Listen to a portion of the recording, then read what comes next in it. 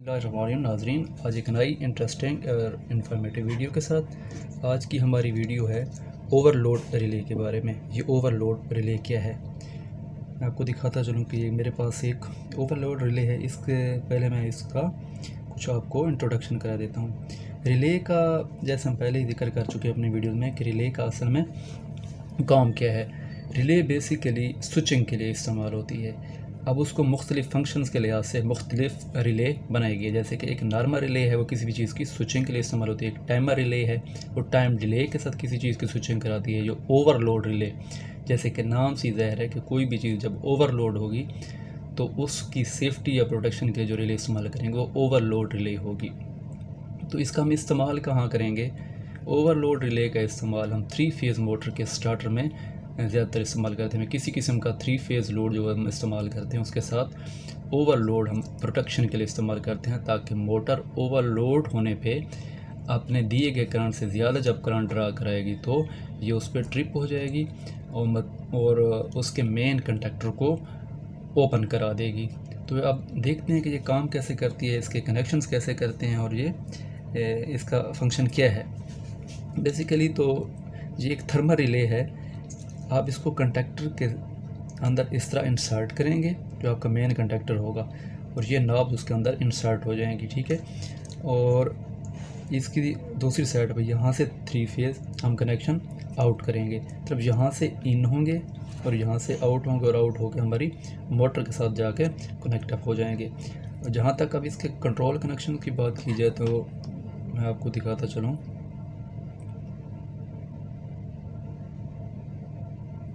जी नाज़रीन, तो इसके कंट्रोल कनेक्शन की बात की जाए तो ये मेरे पास इसके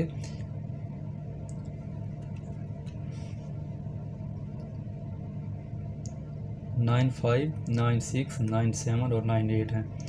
9, 5 और 9, 6 नॉर्मली क्लोज होते हैं, जबकि 9, 7 और 9, 8 नॉर्मली ओपन होते हैं। जब इस पे ये करंट की सिलेक्शन है, ये जब अगर ये ऑपरेट हो जाए तो इसको इससे प्रेस करके रीसेट करते हैं, ठीक है।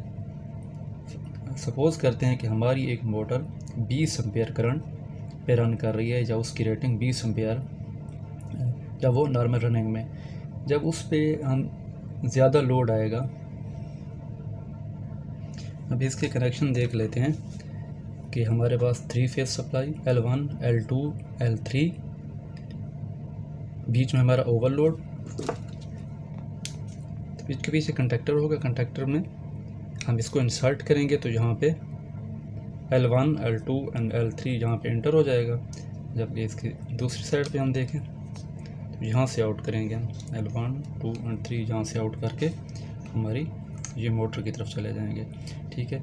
तो यहाँ जहाँ आप देख सकते हैं कि बीच में हमारा ओवरलोड, यहाँ पे इनपुट और यहाँ पे मोटर को आउटपुट। अब इसके ऊपर इसके कंट्रोल के कंटेक्ट हैं 95, 96, 97, 98। ये नॉर्मली क्लोज होते हैं 95 एंड 96। तो हमारा जो मेन कंडक्टर होगा उसकी कंट्रोल सप्लाई 9, 5 और 9, 6 से होकर गुजरेगी। मतलब ये नॉर्मली क्लोज होंगे तो हमारा कंडक्टर बनेगा और हमारी मोटर रन करेगी। तो ये काम कैसे करते हैं, इसका वर्किंग प्रिंसिपल क्या है।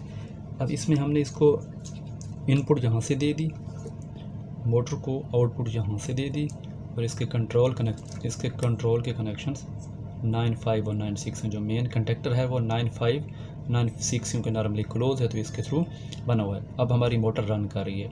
हम सपोज़ करते हैं कि हमारी मोटर 20 एम्पेयर की है, मतलब उसका रनिंग करंट 20 एम्पेयर है। मोटर हमने स्टार्ट की, मोटर चलना शुरू हुई।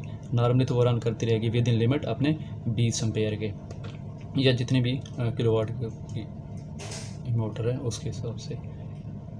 अब लेट्स सपोज मोटर हार्ड हो जाती है, या उसका कोई बैरिंग का इशू आ जाता है, या उस पर लोड ज़्यादा डाला जाता है, तो वो अपने दिए गए करंट से ज़्यादा एम्पेयर ड्रा कराएगी।